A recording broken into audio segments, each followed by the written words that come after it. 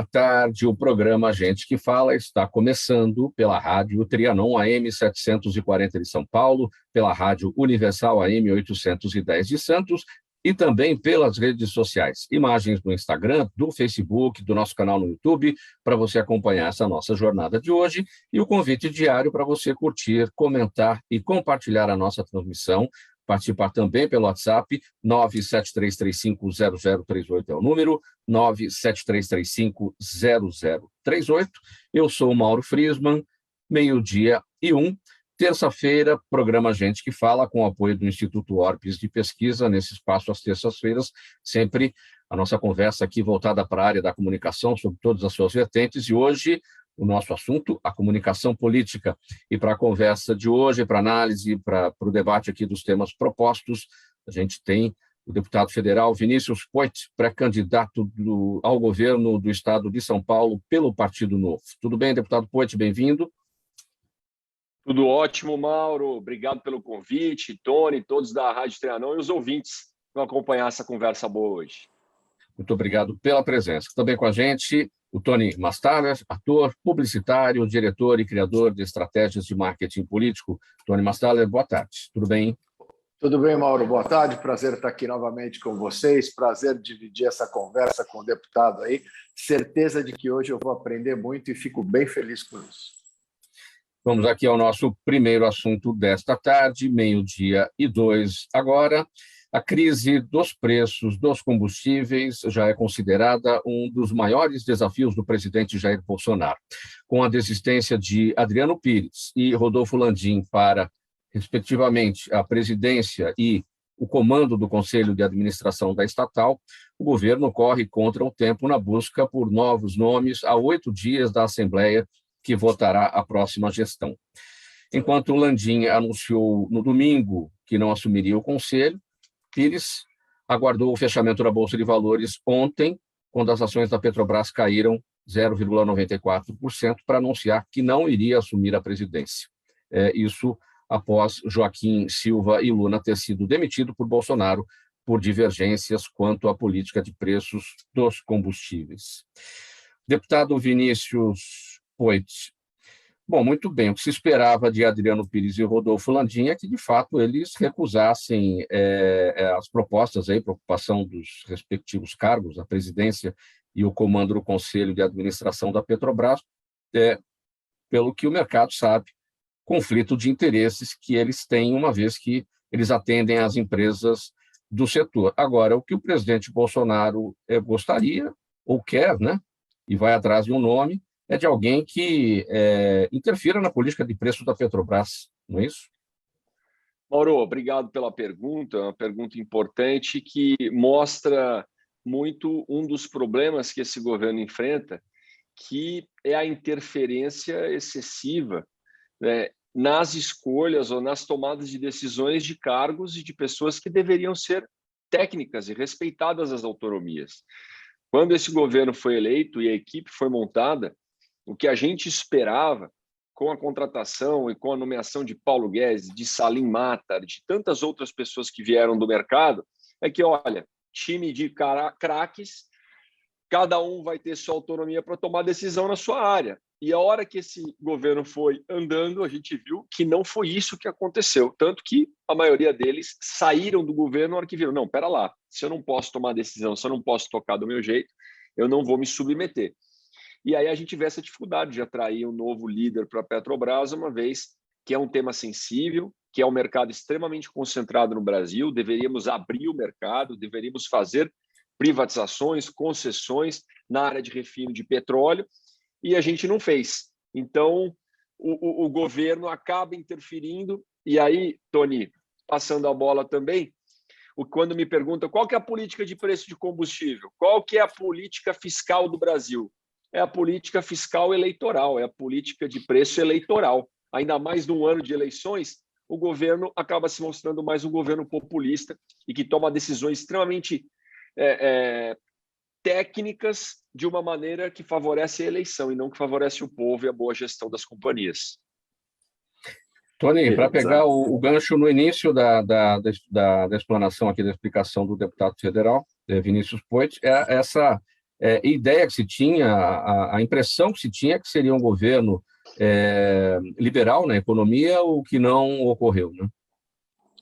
O Vinícius, é a primeira vez que eu estou tendo contato com ele, como é bom um esclarecimento, né? Isso é sempre interessante. Eu fico percebendo, a gente teve a oportunidade num dos programas passados a estar com o Felipe e eu aprendi muito e ele ganhou um fã, porque como é agradável ver gente que pense e que põe a mão na massa.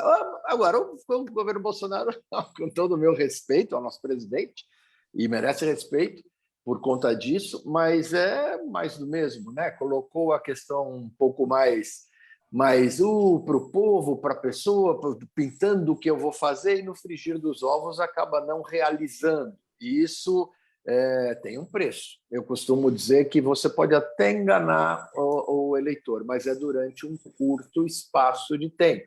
Então, não é uma boa estratégia. Quanto a Petrobras, ali eu vou lhe dizer com toda a tranquilidade do mundo, vai ser uma missão muito ingrata, porque alguém que ele vai indicar que vai aceitar contra a possibilidade e contra o dever de não aceitar para manter o que ele determina. Nós já vimos isso, inclusive, em outros ministérios. Então, assim, é uma tristeza. A minha alegria é que nós estamos em abril e outubro chega logo, né? E vamos fazer o nosso melhor para que esse caldo mexa, esse rio, essa água passe e a gente tenha isso como passado, porque me preocupa muito mais 4 anos desse modelo. Deputado Vinícius Poit, como é que o senhor avalia a declaração do ministro Paulo Guedes, que ele disse estar sem luz sobre quem deve assumir a Petrobras? Ele deveria ser a figura principal aí a saber, né? Deveria, ou pelo menos deveria ter algumas opções na manga, Mauro, mas o ministro Paulo Guedes, que, novamente, respeito a história dele, é um homem competente, que já realizou, já demonstrou capacidade de execução, ele está totalmente à mercê das escolhas do presidente Bolsonaro.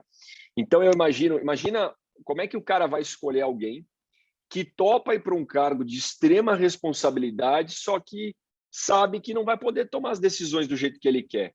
Vai ter que abaixar a cabeça de vez em quando para uma decisão do presidente que não necessariamente é a melhor para a empresa. Então, acho difícil alguém com muita seriedade aceitar esse desafio agora.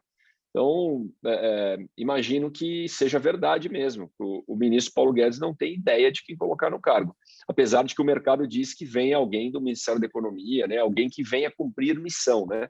Venha porque não tem ninguém, bicho. Não tem tu, vai tu mesmo, entendeu? Então, esse nome do Ministério da Economia seria Caio Mário Paes de Andrade, que é o secretário especial de Desburocratização, Gestão e Governo Digital. E o que o senhor acha desse nome?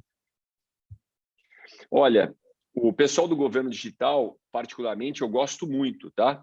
Trabalhei muito perto deles, o pessoal que era liderado pelo Paulo Ebel na época, que estava debaixo do Salim Matter, é uma turma muito boa.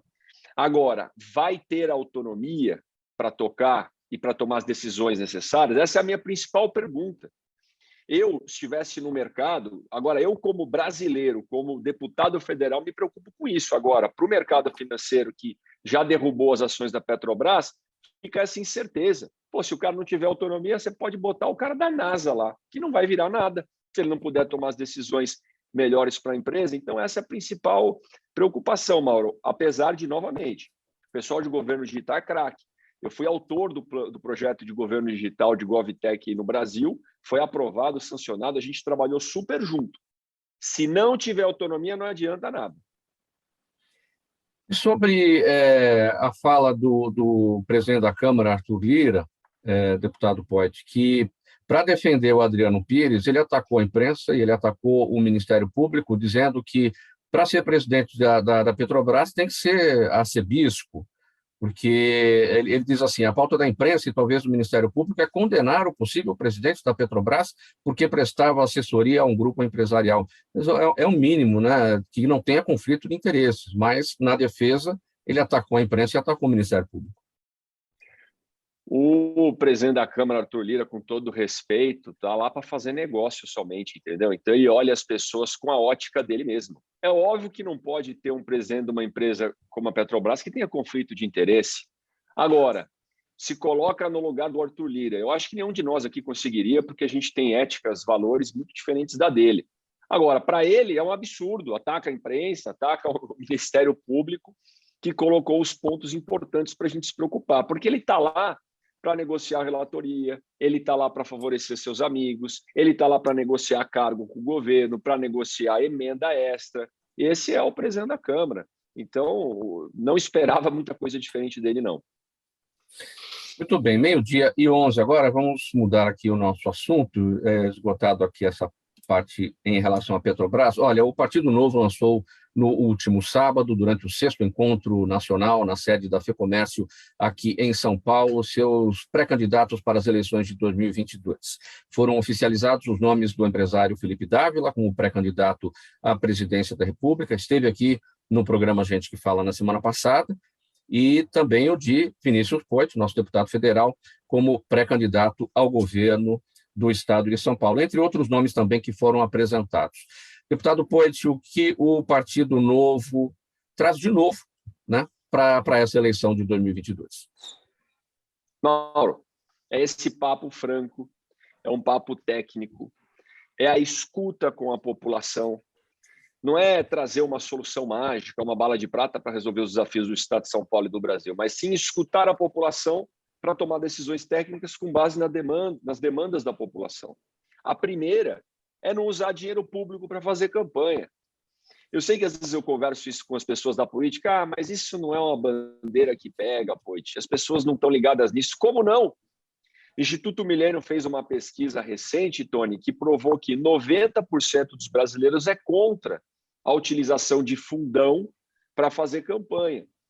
Gente, pode ter gente que é a favor, como é que financia a democracia, vamos discutir o financiamento de campanhas, mas num momento de pandemia, num momento que tem enchentes e falta recurso para salvar a vida de pessoas, no momento que as pessoas estão tudo aqui na rua, a população do Estado de São Paulo em situação de rua, da cidade de São Paulo em situação de rua, pulou de 25 para 33 mil, né? A gente tem 220 mil pessoas na rua no Brasil, vai usar dinheiro para fazer campanha. Então, o Novo é o único que não utiliza, Mauro. É o partido que vem para escutar, é o partido que vem com decisões técnicas e não ficar com emendas ou com recursos do governo para cidades que são base, que são políticas somente. E é o partido que vem para reduzir aonde tem privilégio na máquina para sobrar mais para o povo. Fiz isso no meu mandato de deputado federal, né? Fui o deputado mais econômico, mais transparente da história do Congresso. Fiz alguma mágica? Não. Cortei auxílio moradia, cortei apartamento funcional, previdência especial, seguro-saúde infinito, motorista, carro, um monte de privilégio que não precisa. E mesmo assim dei resultado. Então, é dando exemplo do mandato para a gente poder fazer como governador do Estado de São Paulo, que pela primeira vez na história vai acabar com a ala residencial do Palácio, transformar aquilo 100% no local de trabalho, reduzir o número de secretarias. São Paulo tem 27 secretarias, poderia ter 15. Minas Gerais pegou com 21 do PT, levou para 12. E aí o que era só um sonho é possível, né? Está lá o governo do Romeu Zema, começou com 2% nas pesquisas, ganhou a eleição e hoje é um governo reconhecido como o estado que mais gera emprego no Brasil, renegociou dívidas, fez o acordo com a Vale para investir no estado. Então, é possível a gente ter um governador novo de verdade, é possível a gente renovar a política com o exemplo que o Novo já deu na Câmara e já deu nos governos onde ele administra. Deputado Vinícius Poit, como é que o senhor Mauro, recebe... desculpa, Fala, queria Tony. te interromper um pouco para aproveitar o gancho do deputado. Eu me sinto muito à vontade, porque até então, no meu trabalho todo, eu nunca coloquei ainda nenhum trabalho no meu portfólio que seja do Novo. O que sempre há tempo, hein? Mas o que eu quero dizer é o seguinte, de verdade agora. É muito agradável esse ar que o Novo traz nesse sentido da responsabilidade com o recurso. Os grandes conhecedores, e Mauro, a gente debate muito isso, os tais dos achismos, né? Os caras não fazem pesquisa para saber o que a população pensa e acham que sabem tudo porque vivem numa bolha que deturpa a ideia deles. Então, os grandes achistas de plantão, e isso eu tenho tido a tristeza de ver até os jovens assim, que eu esperava menos achistas, já estão imitando os mais velhos. Isso é muito ruim. Mas eles acham que coisas não fazem reflexo. E fazem sim. Esse tipo de situação é o que faz o bom político, é o que faz o bom caminho, porque o cara começa a olhar e falar, pô, é no exemplo que você faz a coisa. Não adianta falar uma coisa e fazer outra. É que nem uma criança. O povo é uma criança, sim. Você tem que mostrar pelo exemplo da ação, pelo exemplo do pensamento, pela atitude que você vai fazer a coisa caminhar melhor. Então, assim, eu vejo o Novo com uma alegria muito grande da existência dele. Parabenizo, porque enquanto participante do esquema de comunicação de vários trabalhos, inclusive políticos, eu sei o quanto é duro eles nadarem contra a corrente nesse momento. Mas eles nadam, eles fazem e entregam situações. O exemplo do Zema lá é maravilhoso. O exemplo do Felipe, o exemplo agora aqui do Poit. Quer dizer, pô, esse partido vai cada vez mais e melhor, e eu tenho certeza que o ajuste fino é exatamente a coisa mais fácil que tem na comunicação, é mostrar para as pessoas, da maneira correta, via os canais que são possíveis se mostrar, quem são esses caras e o que eles fazem. A verdade, eu sempre digo aos meus clientes, não se afaste da verdade. Boa. Porque uma hora a casa cai, né? Quem fica sendo o que não é, ou fazendo um personagem, uma hora as pessoas percebem. E só o que eu mais gostei, Mauro, é que é aquela velha frase, né? Palavras comovem, discursos bonitos comovem, mas são os exemplos e as atitudes que arrastam.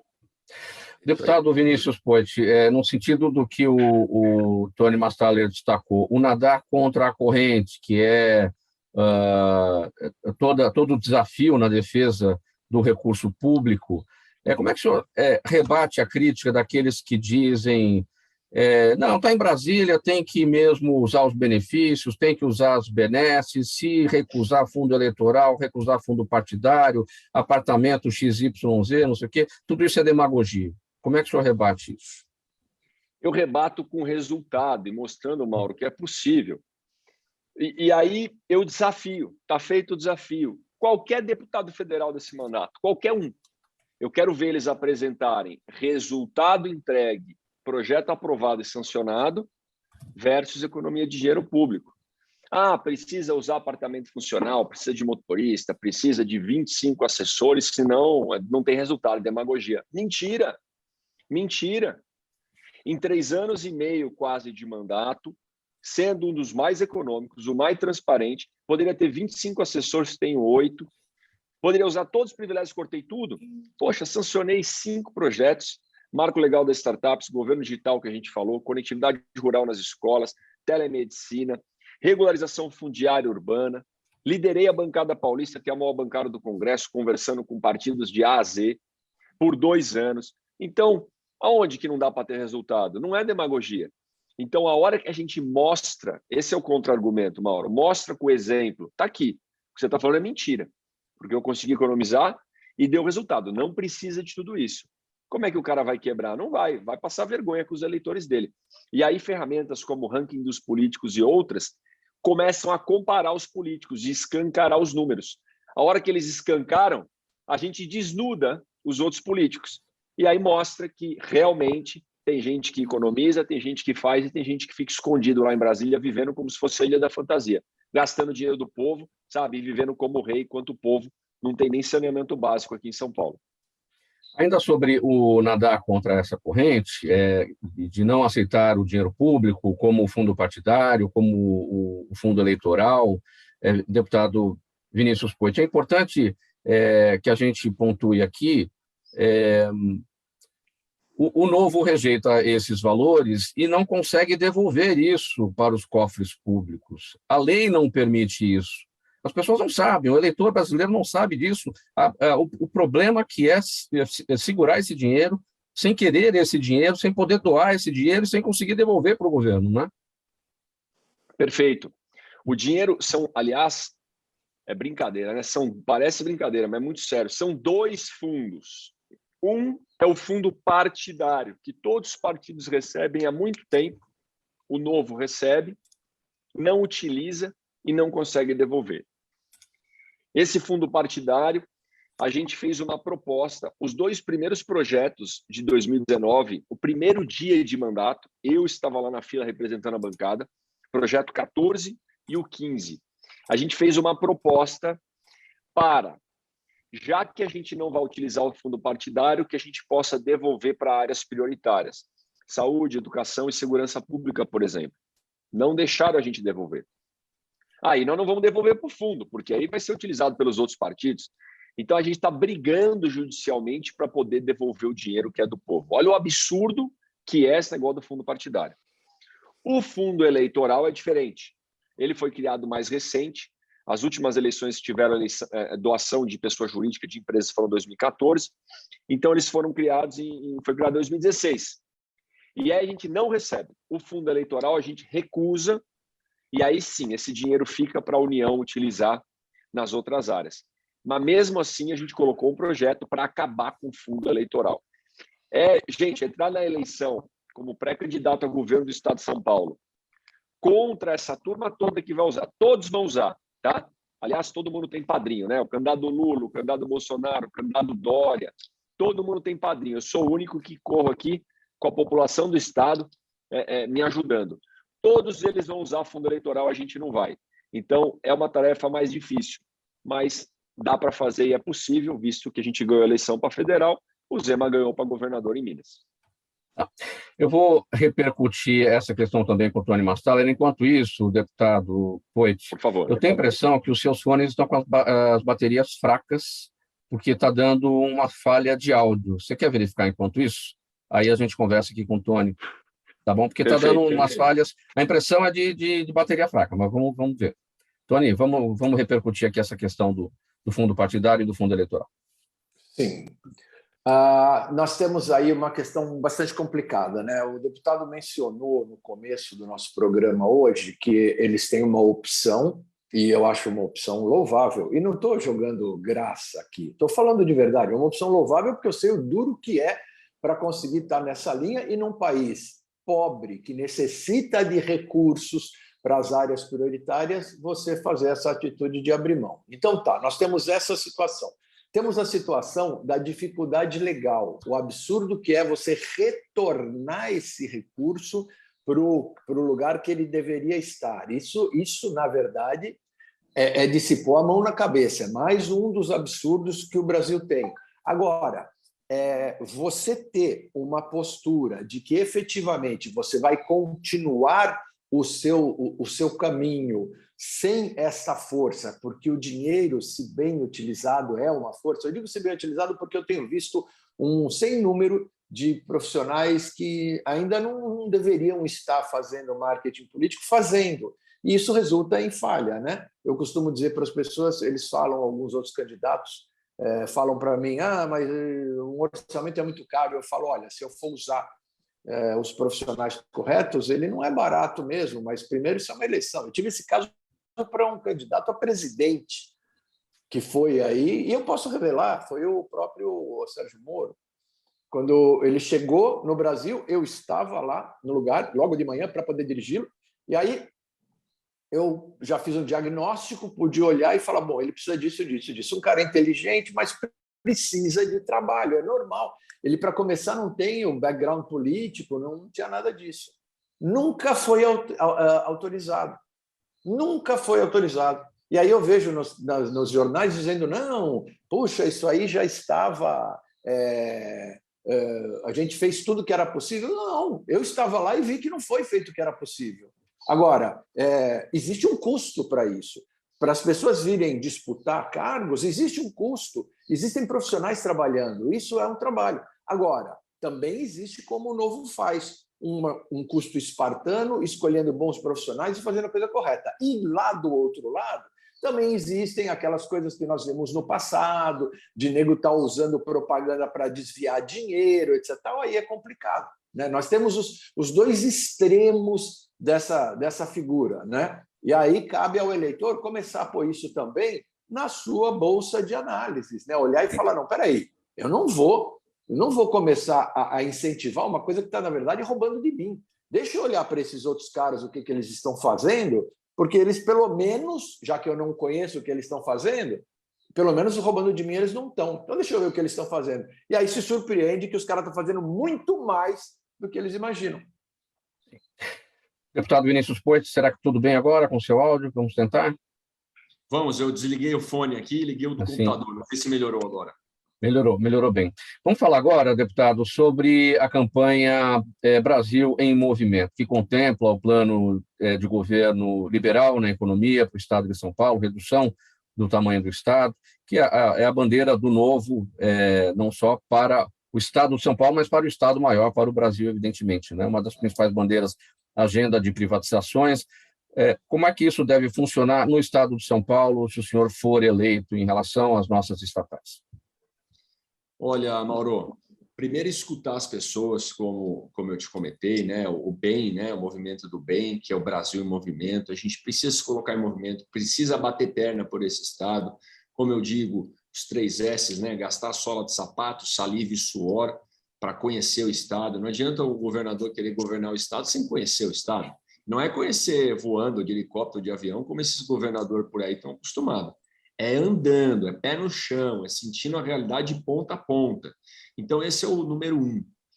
Depois, a gente entender aonde pode enxugar, que é o que a gente está estudando desde antes do mandato do deputado federal. Para que serve a Sabesp?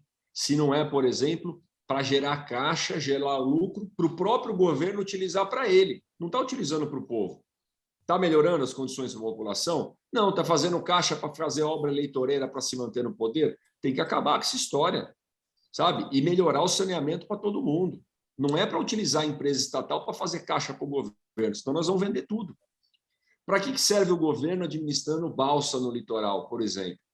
As 8 travessias no litoral do estado de São Paulo ainda estão sob administração do governo. Extinguiu a Aldersa, passou as balsas para debaixo da Secretaria de Transporte. Não, vamos fazer a concessão, vai audiência pública daqui, audiência pública de acolá, e não sai. Então, existem bastante equipamentos no estado de São Paulo que dá para fazer concessão, algum tipo de parceria público-privada.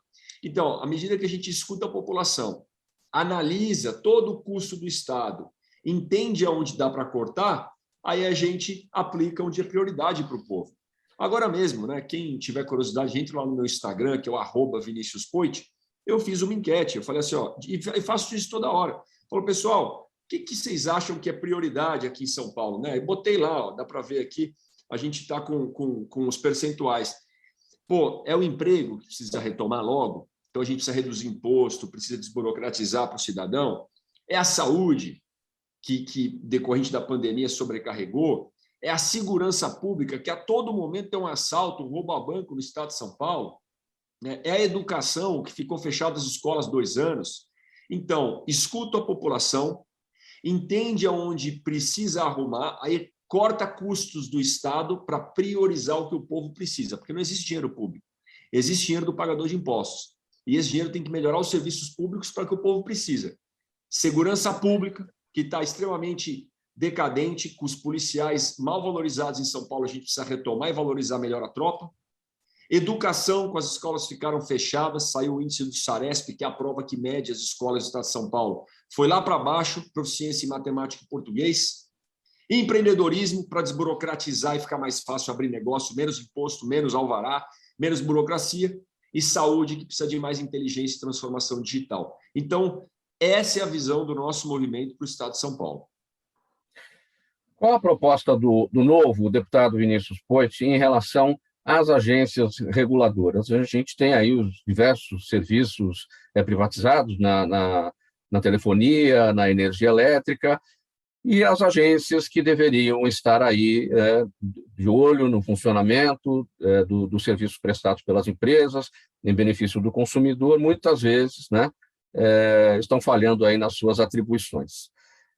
O que o novo pretende, uma vez que a agenda é de privatizações e outros serviços, de acordo com o novo, né, serão privatizados. Olha, precisa ter uma independência e um equilíbrio nas agências reguladoras. Vou tomar como exemplo a Artesp. A Artesp, que cuida do transporte no estado de São Paulo. Pô, a Artesp estava debaixo da Secretaria de Transporte.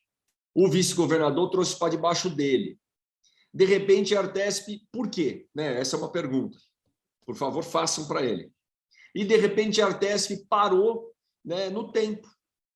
Mantém as velhas empresas, as empresas tradicionais de ônibus, e aí afasta fretadores menores, afasta a Buser, afasta quem tem aplicativos de transporte e não moderniza a lei no estado de São Paulo.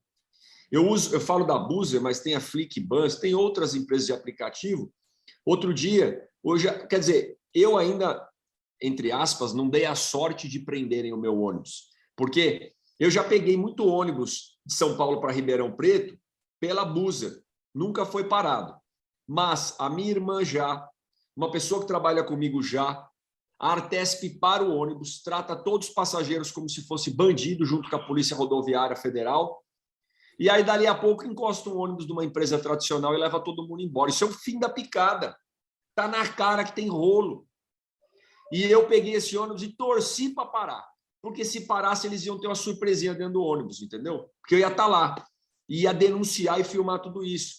Então, isso acontece no estado de São Paulo, acontece no Brasil inteiro. Mas eu estou usando o exemplo de uma agência de São Paulo que não é equilibrada, que não favorece a modernização e empreendedorismo e fica fazendo reserva de mercado para poucos, né, amigos do rei. Então, a agência reguladora tem que ter equilíbrio, tem que ter independência e tem que ser pró-geração de emprego, pró-empreendedorismo e não ficar reservando benesses somente para alguns. Faltando 28 minutos para 1 da tarde, programa Gente que Fala, edição de terça-feira, com apoio do Instituto Orbis de Pesquisa. Uma parada breve aqui para a mensagem do nosso apoiador. A gente volta daqui a instantes. Até já.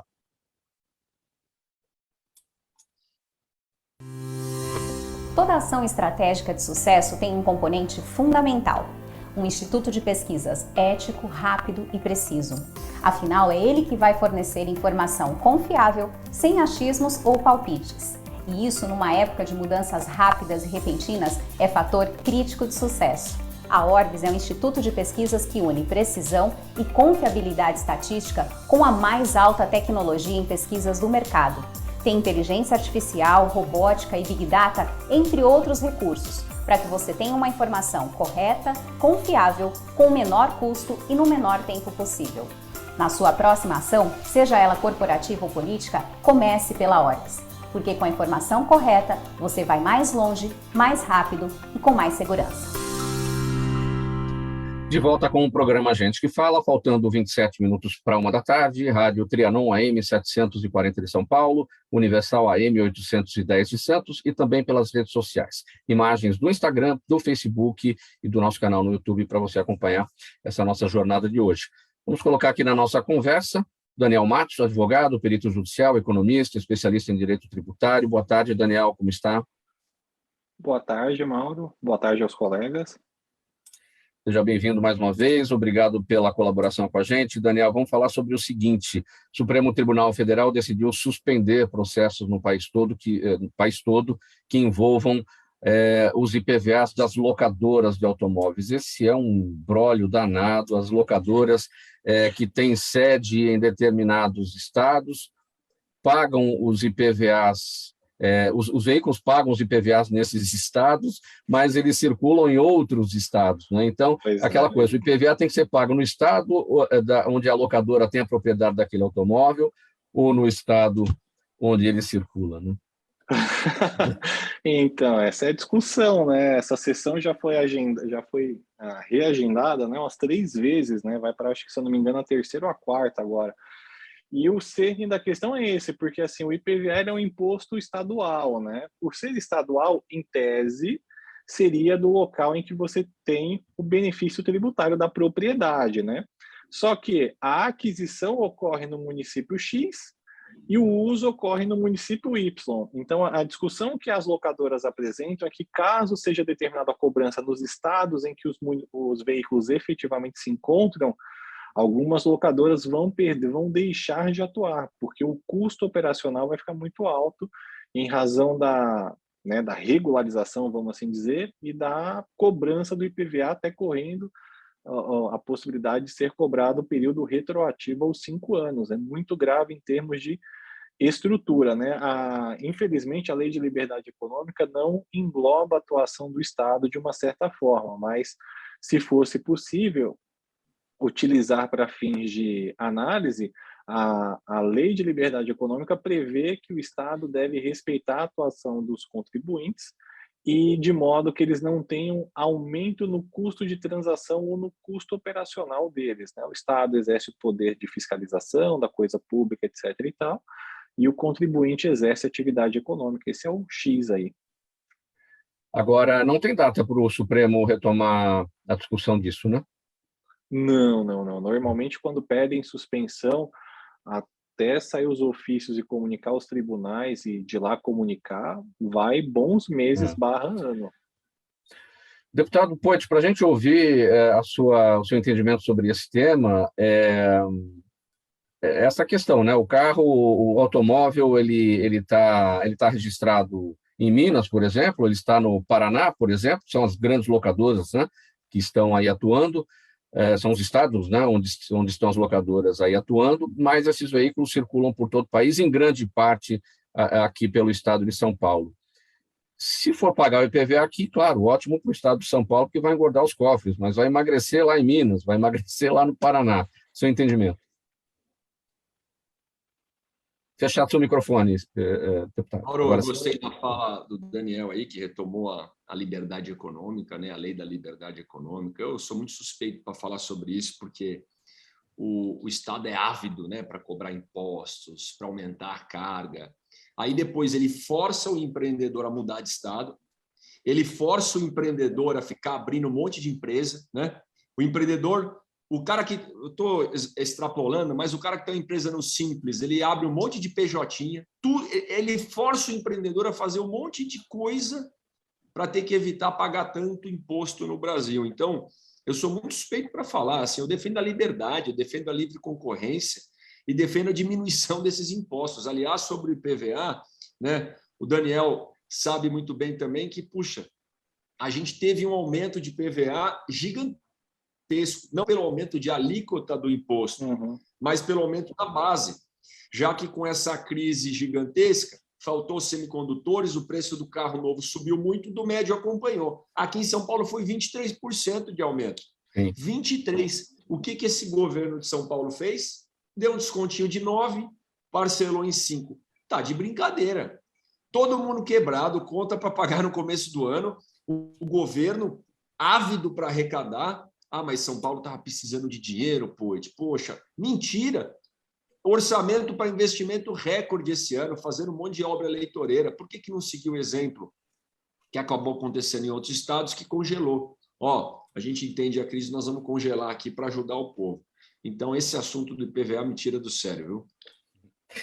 Daniel, algo a acrescentar? Já falamos, né? Não temos data aqui prevista para o Supremo retomar essa discussão, então vamos aguardar e ver os próximos passos, né? Assim, não tem data mesmo. A discussão ela fica no artigo, se eu não me engano, 127, que fala sobre o domicílio do contribuinte e o momento em que acontece o fato gerador. A discussão está aí, entendeu? Porque a lei ela prevê 3 hipóteses distintas e estão tentando analisar o que se ajusta melhor à situação. Muito bem, Daniel Matos, perito judicial, economista, advogado, falando aqui com a gente sobre a economia e todos os outros assuntos que envolvem os números, as finanças. Obrigado pela presença. Semana que vem tem mais. Obrigado, boa tarde, pessoal. Até. Obrigado, Daniel. Bom, vamos passar aqui para outro assunto, faltando 21 minutos para 13h. Olha, como parte dos esforços por um período eleitoral baseado em informações verídicas, o Twitter anunciou ontem uma série de medidas novas com a intenção de facilitar o acesso a mais informações confiáveis. O objetivo da empresa é proteger a integridade do processo, possibilitar serviços para acesso à informação confiável e estabelecer parcerias para a qualidade de serviços. Segundo o Twitter, a empresa está engajada em combater conteúdo que intimide ou engane os usuários de forma que faça com que eles não participem do processo eleitoral por desacreditar no sistema. Quanto à desinformação, o Twitter promete uma estratégia de alertas e contraposição imediata às chamadas fake news. Tony Mastaler, o que você acha agora dessa abordagem proativa do Twitter? O Twitter agora de sócio novo, né? Todo bacana lá, o Elon Musk, tá banda bacana, tá animado. Mas assim, eu acho extremamente positivo e eu acho que isso é uma preocupação que deve estar já direto no conceito de todas as redes sociais. Por quê? Só os idiotas vão embarcar nisso porque sabem que será um voo curto e essas empresas têm sócios, têm ações, serão cobradas delas uma postura um pouco mais longa. Então, assim, para que você tenha um histórico um pouco mais longo e tenha uma solidez melhor, você tem que ficar combatendo fake news. Senão, sob o risco sempre de você ser dragado pela fake news. Veja, se eu começo um movimento, toda ação tem sua reação. O Einstein já falava da bola de borracha verde e volta verde.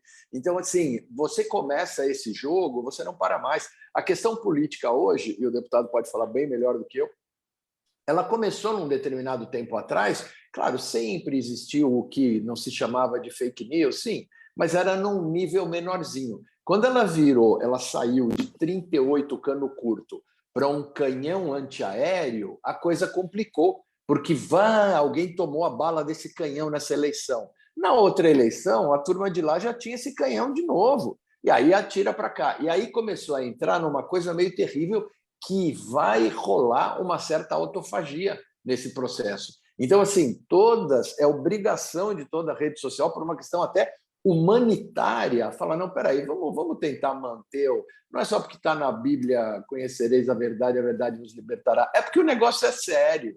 Sem verdade, a coisa fica complicada. E não vou nem me dar o trabalho de entrar naquele contexto, mas o que é verdade, né? A minha verdade, a sua verdade. Vamos simplificar um pouco mais isso, menos filosoficamente, né? Para poder fazer. Hoje em dia, a manipulação de mentira é um negócio bravo. Eu sou a favor de mais terríveis e mais fortes leis contra isso, porque isso não tem nunca uma boa intenção. Nunca, inexiste. Deputado Poit, sobre essa abordagem proativa do Twitter em relação à desinformação, em relação às fake news, a plataforma vai ter condições de lidar com tudo isso? Olha, eu acho que, Mauro, até pegando um pouco da fala do Tony, né, me preocupo muito com as fake news, mas sou mais a favor das plataformas se adequando, dado que o Tony disse, quem não se adequar, quem não for uma plataforma vista como confiável pela população, vai quebrar, vai morrer. Então, eu sou muito mais pró-movimento da plataforma do que o pró-movimento do governo. O que me preocupa, quando a gente fala de leis duras contra fake news, como é que será isso, né? Quem é que vai moderar? Quem vai dizer se é verdade, se é mentira, o que pode, o que não pode? A gente pode beirar uma censura, pode beirar um atentado à liberdade de expressão. Então, esse movimento do Twitter vai nesse sentido, na minha opinião, uma vez até que o próprio Elon Musk é um cara que incentiva a liberdade de expressão, um cara que incentiva as pessoas poderem ter o direito de dizer as coisas. Agora, se a plataforma se adequa, eu acho que ela vai ganhar confiança, né? Eu sou um cara que defendo a liberdade do próximo. Se eu vou num lugar aqui em São Paulo que eu não me sinto bem atendido ou que não me sinto seguro porque estou com um problema de segurança, eu não vou mais, vou no outro. Então, se o Twitter começa a ser uma plataforma, rapaz, só tem fake news no Twitter, vamos mudar? Beleza, eu abro a conta na outra plataforma. Então, vejo esse movimento como um movimento bom do Twitter, bom do mercado, dando exemplo, e que as outras plataformas façam o mesmo. Né? O WhatsApp mesmo, não sei quem lembra, ou quem notou isso, né? Antes você podia encaminhar as coisas que você recebia para um monte de grupo. Depois mudou para 20, depois mudou para 5, depois mudou para 1. E às vezes as coisas que vêm encaminhada vêm com um tiquinho. Opa, essa mensagem está sendo encaminhada para pessoas. E tem umas que tem 2 tiques. Quer dizer que estão encaminhando muito. Quando estão encaminhando muito uma coisa, você pelo menos separa. Espera aí, deixa eu jogar no Google aqui para ver se é verdade ou se é mentira, né?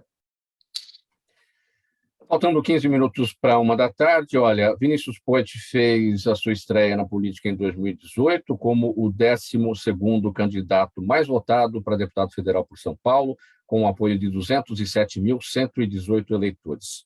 Foi líder do Novo na Câmara e coordenador da bancada federal paulista com 70 deputados e 3 senadores. Como é que está a sua experiência na Câmara, deputado Poit, a partir do que foi proposto, a partir do que o senhor conseguiu, de fato, aprovar por lá?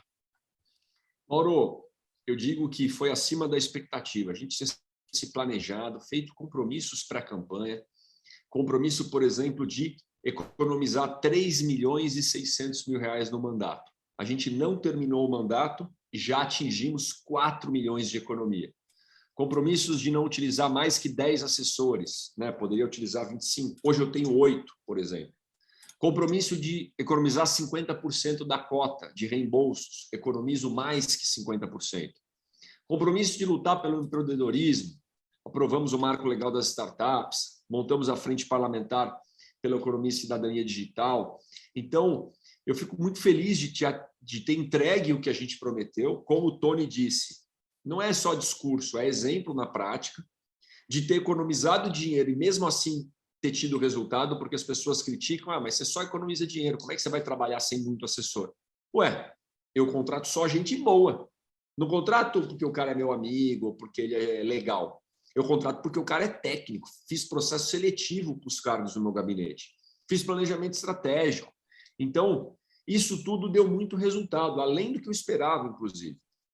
E o desenvolvimento do diálogo com quem pensa diferente de mim. Por isso que consegui liderar a bancada paulista. Isso não era esperado. Isso foi um negócio, caramba. Né? Olha o mar de oportunidade que a gente tem para renovar a política. Uma vez que ninguém se escuta, fica todo mundo se estapeando lá no Twitter. Eu fui lá, não, peraí. Eduardo Bolsonaro, Carla Zambelli, vamos ver, quais são os seus pleitos? O Baleia Rossi, o Carlão Sampaio, o Arlindo Schneider, Orlando Silva, Ivan Valente, Joyce Rassimo, Tiririca, Alexandre Frota. É bem heterogênea a bancada de São Paulo. Finado Major Olímpico, que me ajudou muito. Então, eu escutei todo mundo e provei que dá para a gente buscar algum consenso, mesmo que mínimo, em prol da população. Estou muito feliz com os resultados e agora extremamente animado e confiante para essa pré-candidatura ao governo do Estado de São Paulo, acreditando que é possível. Novamente, analisem os pré-candidatos. O que eles fizeram daqui para trás vai dizer muito sobre o que eles vão fazer daqui para frente. Como é que aparece no seu mandato, deputado, a experiência da iniciativa privada? Porque é muito importante levar para a vida pública aquilo que a gente consegue fazer em outros setores, por experiência de gestão. Aí muitos dizem, não, mas aí para política é outra coisa, você não tem que ser gestor, você tem que ser político. Né? E a gente sabe da importância da função técnica, daquilo que a gente tem domínio para poder levar também para a iniciativa pública. Né? Perfeito. O mínimo de organização. Aquele negócio que na iniciativa privada, e você tem razão no comentário, né? A política não é uma empresa, o gabinete não é uma empresa, é diferente. A gente saber conversar, né? Desde a estabilidade do servidor até o direito do outro que pensa diferente de você estar lá e falar também. Então, não é uma empresa onde você toma a decisão sobre tudo. Mas você pode trazer o conceito de planejamento estratégico. Por que não? Todo começo de mandato eu me planejei. Pessoal, olha só, esse ano nós vamos economizar tanto dinheiro público, beleza? Vamos tomar cuidado com a cota de passagem aérea para a gente comprar com antecedência, um mês antes. Planeja o nosso calendário para a gente gastar menos. E quando beirava estourar a cota, eu ficava pé da vida, né? E meu time mesmo comprava essa ideia, essa cultura, ficava chateado, porque errava na compra. Então, ficava de olho. Pessoal, qual é o projeto que a gente quer aprovar esse ano? Então, vamos lutar por ele? Com quem que eu tenho que conversar? Quem são as pessoas que gostam desse tema no Congresso? Pessoal, agora eu quero ser o líder do partido. O que que eu tenho que fazer? Então, a gente foi botando meta ano a ano, planejamento estratégico todo início de ano. E isso ajuda demais. Tem aquele negócio, né? Quem não sabe aonde quer chegar, qualquer lugar serve. E a gente sempre soube. Então, orçamento, planejamento estratégico, meta, ajudou demais o mandato a ter resultado. E são coisas básicas. Qualquer pessoa que estudou administração de empresas sabe disso, né? Eu fiz isso na faculdade, mas quem tem um negócio sabe disso, ou dentro da sua própria casa. O que você faz em casa? Olha, está entrando tanto de salário aqui da nossa família. Dá para assinar a TV a cabo? Não, não dá. Agora vamos cortar a TV a cabo porque tem que... Bom, agora vamos comer fora uma vez na semana? Pô, vamos porque está dando. A gente maneja o orçamento. Por que os políticos não manejam o orçamento do povo, entendeu? Por que os políticos não tomam conta do dinheiro do povo? Fiz isso, coisas básicas, e deram muito resultado. Estou muito feliz com o nosso mandato. Faltando 10 minutos para 13h agora, 9, pulou o relógio, e perguntas da nossa audiência por aqui. Tony, vamos lá. Marcos Roberto Oliveira, no Facebook, pergunta se o método de campanha eleitoral dos bolsonaristas se assemelha ao modelo aplicado por Trump e seus seguidores. Sim, né? Nós temos uma base, inclusive, de estudo. Eu fui ler o que faleceu aí, Tudo que Você Precisa Saber para Não Ser um Idiota, era o livro dele, Olavo de Carvalho, para tentar entender um pouco mais, né? Foi uma leitura que não me foi prazerosa, mas eu aprendi ali também com muita coisa. Você tem estratégias, você tem, por exemplo, pegando o gancho dessa pergunta desse amigo, você, por exemplo, olha que interessante a figura que aconteceu nessa eleição aqui na questão federal. Você tinha o Moro, que era o terceiro maior pontuando na pesquisa. Aí ele tinha que analisar que ele era o terceiro, mas ele teria o fogo das duas maiores milícias digitais do país. São duas milícias pesadas. Então, assim, essa avaliação aconteceu? Não aconteceu? Qual era o desdobramento? O que podia ser feito? Estratégia é tudo para você entender o que está acontecendo. Por que esse cara não consegue caminhar? Porque, claro, é pesado o ritmo. Será que não seria melhor ele ter feito uma outra composição, desviado desse fogo, ter feito alguma coisa? Isso tudo é pensamento. Então, assim, hoje em dia existem linhas para esse tipo de milícia digital. E, sem sombra de dúvida, a linha que o Trump utilizou é a linha que a família Bolsonaro utiliza. Deputado Poit, seu Jaime do Jardim Bonfilholi, aqui em São Paulo, zona oeste da capital, pergunta sua posição, seu entendimento sobre os possíveis desdobramentos da situação envolvendo o deputado Daniel Silveira. Olha, sobre o deputado Daniel Silveira, eu acho abominável o jeito que ele se porta, as coisas que ele fala, né? Acho que ele quebra o decoro. Não acho que ele representa uma boa parte da população brasileira, tá? Não deveria estar na Câmara, na minha opinião, mas eu vou lutar, né, pela liberdade, pelo direito de você dizer as coisas que você defende, mesmo que eu não concorde. As instituições devem ser respeitadas. Ele, para mim, precisa ser punido pela Câmara dos Deputados, pelo Comitê de Ética. A hora que o STF avança na Câmara dos Deputados, né, a gente tem uma interferência de um poder no outro que, para mim, está passando do ponto. Poit, você é maluco? Você está defendendo o Daniel? Não! Eu defendo a liberdade.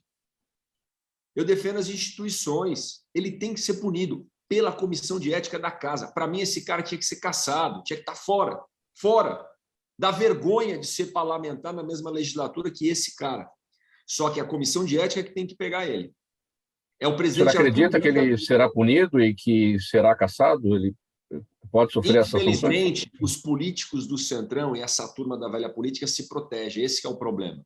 Aí é a justificativa que algumas pessoas dão. Pô, Poit, mas a Comissão de Ética não age, o Arthur Lira não age, então o STF tem que ir para cima dele mesmo. Eu falo, meu amigo, você defende o STF ir para cima do cara porque ele é seu inimigo. E o dia que for você?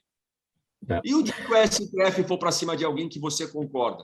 Não pode ser assim, tem que respeitar as instituições, cara.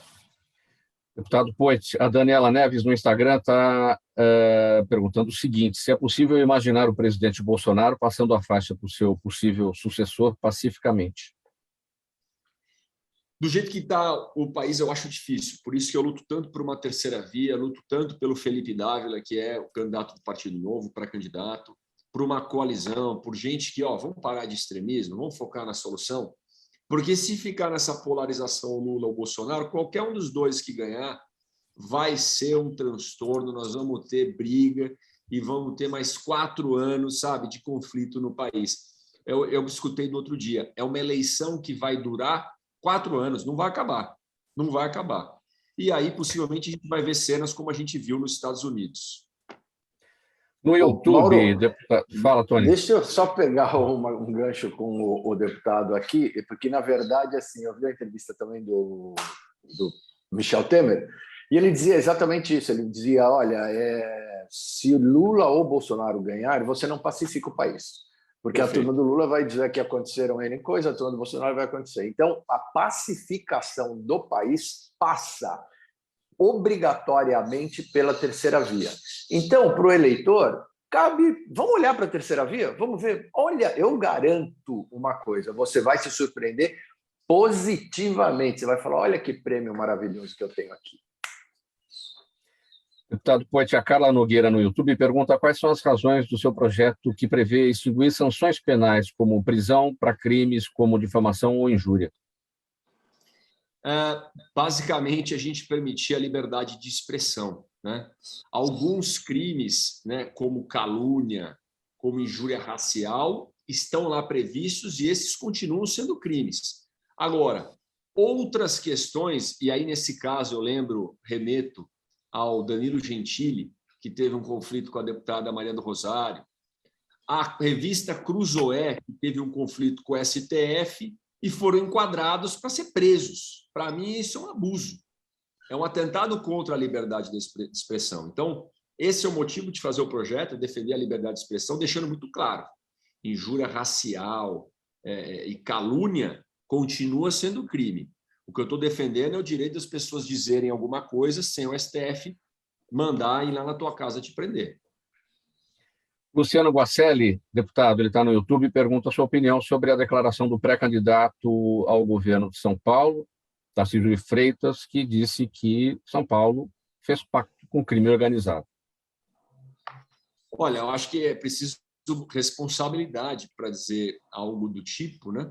Apesar de que olhar São Paulo há 30 anos sob o mesmo partido, olhar São Paulo onde o governo não está presente na comunidade, não está presente nas cadeias e nos presídios, e deixou vácuo, e não existe vácuo no poder, para o PCC tomar conta, é de se ser razoável você escutar alguém dizer, mas São Paulo, né, eu acho que não pode generalizar, eu não acho que é o Ministério Público, conheci o promotor Lincoln Gaquia, que é o maior lutador contra o PCC que tem nesse país lá em Presidente Prudente, devo respeito a ele, mas digo, não São Paulo, porque nenhum paulista fez pacto com o crime organizado, mas políticos que governaram esse Estado, políticos que dominam esse Estado há 30 anos, fecharam os olhos e decidiram não enfrentar o crime nas comunidades, nos presídios, para não se desgastar. Isso, eu acredito que sim, e foi feito, e a gente vai mudar no nosso governo. 2 minutos para 1h, a gente vai ter que encerrar aqui essa nossa conversa da edição do programa Gente que Fala de hoje. Vamos para as despedidas. Tony, você começa. Agradecer uma vez Mauro, Zenilda, o Fausto, a produção toda, em especial aí o deputado, aprendi muito como sabia, e que gostoso ver um cara jovem, um cara inteligente, dinâmico, que está se predispondo aí a seguir ajudando o nosso Estado. O Estado de São Paulo ganha de presente um bom candidato. Faço votos e desejo muito sucesso. E, falando sério, estou à sua disposição para qualquer coisa. Não, assim, vamos lá. Eu humildemente conheço um pouco de comunicação e você é o tipo de perfil que dá prazer para a gente trabalhar. Boa sorte, sucesso. Obrigado, Tony. Obrigado pelas palavras. Deputado Vinícius Poit, sua despedida. Bom, Tony, foi muito bacana estar aqui com você, muito agradável, né? Com opiniões bastante convergentes. Mauro, obrigado pela condução do programa, Zenilda, Pedro, todos da Rádio Trianon que fizeram o convite. Eu sempre defendi mais proximidade, mais interação com o cidadão e mais transparência. Só assim que a gente vai arrumar política. Quando a gente deixa que os políticos se escondam em Brasília, se escondam através de pastas e assessores, o público não consegue fiscalizar. Então, eu faço um esforço enorme para mostrar tudo o mais transparente possível, para dar exemplo e mostrar que é possível fazer uma nova política e agora mostrar que é possível a gente ter um novo governador para o Estado de São Paulo. Um novo governador que conhece o Estado, por quem conhecer, que tem capacidade de diálogo e capacidade de execução. Termina aqui essa edição do programa Gente que Fala, de terça-feira, com apoio do Instituto Orbis de Pesquisa. Participaram hoje com a gente o deputado federal Vinícius Poit, pré-candidato ao governo de São Paulo pelo Novo, e também o Tony Mastaler, ator publicitário, diretor e criador de estratégias de marketing político. Deputado Poit, muito boa sorte aí na sua candidatura, boa sorte também aos candidatos do Novo, à presidência da República e a todos os cargos aí nas assembleias legislativas por todo o país e também no Congresso Nacional. Obrigado aqui pela presença, e a gente vai receber você aqui de volta para uma nova conversa, tão logo seja possível. Tá bom? Obrigado, Mauro. Na mesa são com a gente hoje o Isaac Barros, obrigado, Isaac, pelas operações, o Sérgio Souza na gerência técnica da Rádio Trianon, a apresentação minha, Mauro Friesman, pauta e redação do Pedro Schiavon, Zenilda Salvato, nossa diretora de produção, jornalista Fausto Camunha, nosso diretor-geral, e você, ouvinte, você, espectador, a razão da nossa presença aqui todos os dias. Na sequência tem o musical Trianon até às 6 da tarde, depois o Radar Paulista com Renato Albuquerque, e agora a Débora Mendonça com as informações ao vivo do trânsito na capital paulista. Abraço a todos, tchau, até amanhã.